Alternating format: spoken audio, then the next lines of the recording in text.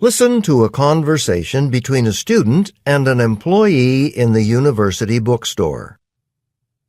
Hi, I bought this book at the beginning of the semester, but something's come up and I'd like to return it. Well, for a full refund, store policy is that you have to return merchandise 2 weeks from the time it was purchased. But for assigned textbooks or anything having to do with specific courses... Wait, was it for a specific course? Yeah, but actually... Well, for course books, the deadline is 4 weeks after the beginning of the semester. So for this fall semester, the deadline was October 1st. Ouch. Then I missed it? But why October 1st? I guess the reasoning is that by October 1st, the semester is in full gear, and everyone kind of knows what courses they'll be taking that semester. I get it. So it's mainly for people who decide to withdraw from, to change to new courses early on. Exactly. The books have to be in perfect condition, of course. They can't be marked up or look used in any way. For the full refund, I mean. Well, but see, my situation is a little different. I hoped you might be able to make an exception. Well, the policies are generally pretty rigid, and the semester is almost over. Okay, here's what happened. I think my professor really miscalculated. Anyway, the syllabus was way too ambitious in my opinion. There are only 2 weeks of classes left in the semester, and there are like 6 books on the syllabus that we haven't even touched. I see. So you were hoping to return this one? Yeah, the professor already announced that we won't be reading this one by Jane Bowles, and all the others I bought used. Jane Bowles? Which book of hers? It's called Two Serious Ladies. Oh, but you should keep that one. Are you interested in literature? Well, I am an English major. You're lucky to have a professor who includes a lesser-known writer like her on the syllabus.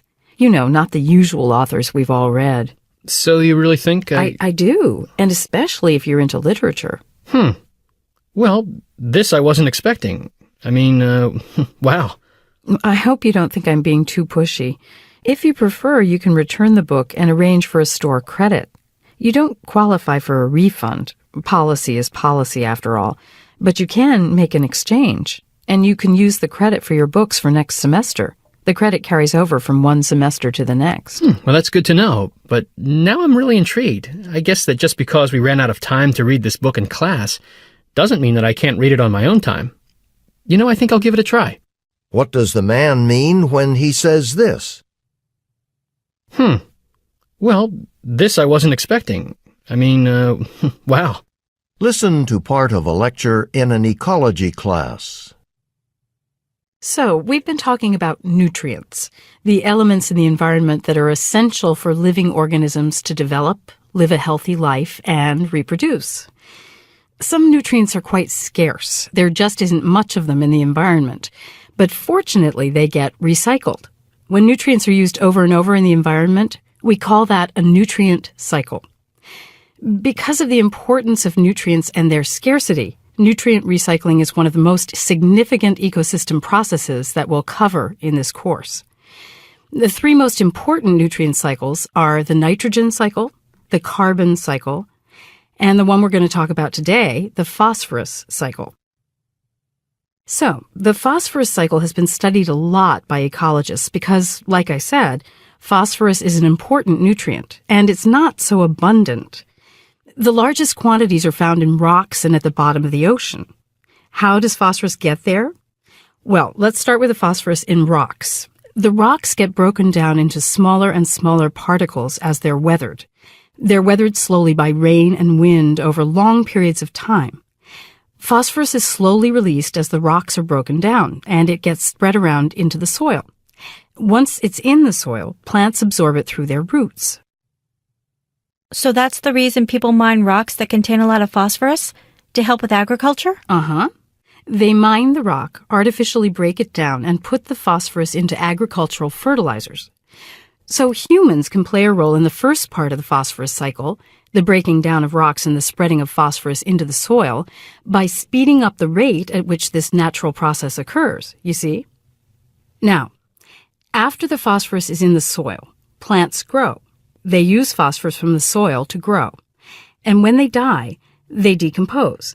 And the phosphorus is recycled back into the soil. Same thing with the animals that eat those plants, or eat other animals that have eaten those plants. We call all of this the land phase of the phosphorus cycle. But a lot of the phosphorus in the soil gets washed away into rivers by rain and melting snow. And so begins another phase of the cycle. Can anyone guess what it's called? Nancy? Well, if the one is called the land phase, then this has to be called the water phase, right? Yes. That's such a difficult point, isn't it? In a normal water phase, rivers eventually empty into oceans, and once in the oceans, the phosphorus gets absorbed by water plants, like algae. Then fish eat the algae, or eat other fish that have eaten those plants. But the water phase is sometimes affected by excessive fertilizers. If not all of the phosphorus gets used by the crops and large amounts of phosphorus gets into the rivers, this could cause rapid growth of water plants in the river, which can lead to the waterways getting clogged with organisms, which can change the flow of the water. Several current studies are looking at these effects, and I really do hope we can find a way to deal with this issue before these ecosystems are adversely affected. Okay? Of course, another way that humans can interrupt the normal process is fishing. The fishing industry helps bring phosphorus back to land. In the normal water phase, the remaining phosphorus makes its way, settles, to the bottom of the ocean and gets mixed into ocean sediments. But remember, this is a cycle. The phosphorus at the bottom of the ocean has to somehow make its way back to the surface to complete the cycle, to begin the cycle all over again. After millions of years, powerful geological forces like underwater volcanoes lift up the ocean sediments to form new land. When an underwater volcano pushes submerged rock to the surface, a new island is created. Then, over many more years, the phosphorus-rich rocks of the new land begin to erode, and the cycle continues. What about, well, you said that the nitrogen cycle is also an important nutrient cycle, and there's a lot of nitrogen in the atmosphere, so I was wondering, is there a lot of phosphorus in the atmosphere too? Good question, George. You're right to guess that phosphorus can end up in Earth's atmosphere. It can move from the land or from the oceans to the atmosphere, and vice versa. However, there's just not a substantial amount of it there, like there is with nitrogen. It's a very minimal quantity. Listen again to part of the lecture, then answer the question. Can anyone guess what it's called? Nancy? Well, if the one is called the land phase, then this has to be called the water phase, right? Yes. That's such a difficult point, isn't it? What does the professor mean when she says this? That's such a difficult point, isn't it? Listen to part of a lecture in a psychology class. Okay, if I asked about the earliest thing you can remember, I'll bet for most of you your earliest memory would be from about age 3, right? Well, that's true for most adults. We can't remember anything that happened before the age of 3, and this phenomenon is so widespread and well documented, it has a name. It's called childhood amnesia and was first documented in 1893. As I said, this phenomenon refers to adults not being able to remember childhood incidents. It's not children trying to remember events from last month or last year. Of course, it follows that if you can't remember an incident as a child, you probably won't remember it as an adult. Okay? So why is this? What are the reasons for childhood amnesia? Well, once a popular explanation was that childhood memories are repressed. The memories are disturbing, so that as adults we keep them buried. And so we can't recall them. And this is based on, well, it's not based on the kind of solid research and lab testing I want to talk about today. So let's put that explanation aside and concentrate on just 2, okay? It could be that as children we do form memories of things prior to age 3, but forget them as we grow older. Well, that's one explanation. Another possibility is that children younger than 3 lack some cognitive capacity for memory.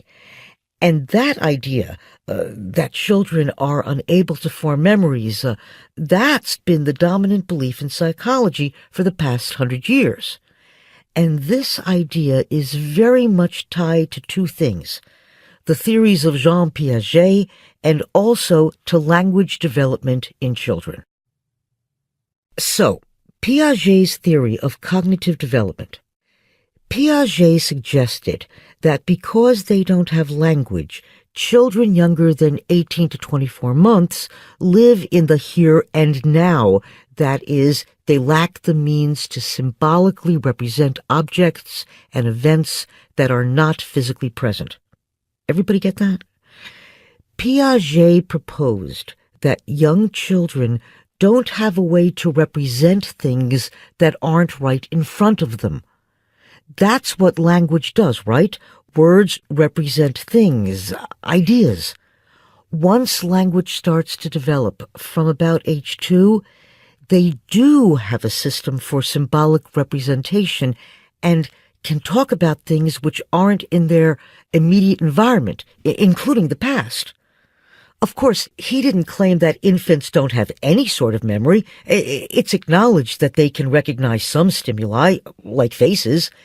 And for many years, this model was very much in favor in psychology, even though memory tests were never performed on young children.